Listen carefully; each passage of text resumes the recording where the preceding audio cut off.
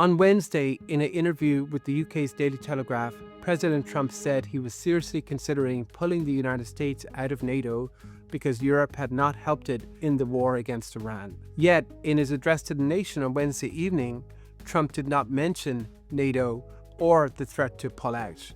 So why was that? To me, President Trump's remarks to the Telegraph were classic Trump. He would threaten an extreme course of action, possibly to change the subject or possibly to gain leverage in a negotiation that he was not necessarily committed to, but was sufficiently serious to cause allies and partners much alarm. In this case, that was happening because of the Strait of Hormuz. Because he says that Europe gets most of its oil from there, and the United States military has already done the hard part of degrading Iran's capacity to project power. But that's not quite true. Iran retains the ability to attack ships going through the strait, and it has effectively decided which countries can send ships through and which cannot.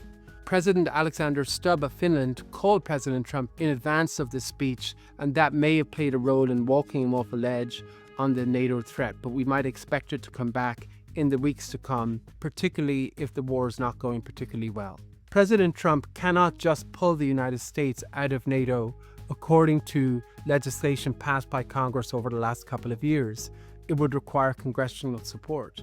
But in reality, he effectively can do the same thing by just threatening not to uphold Article 5 and not to defend NATO from attack. So this is a serious issue. But let's get real.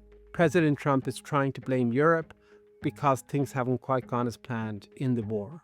But I would expect that over time, as European leaders engage with him, that he will not follow through in his threat to leave NATO.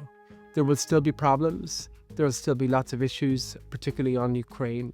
But I think we can expect a continued muddle through on the transatlantic alliance. To learn more, please go to brookings.edu.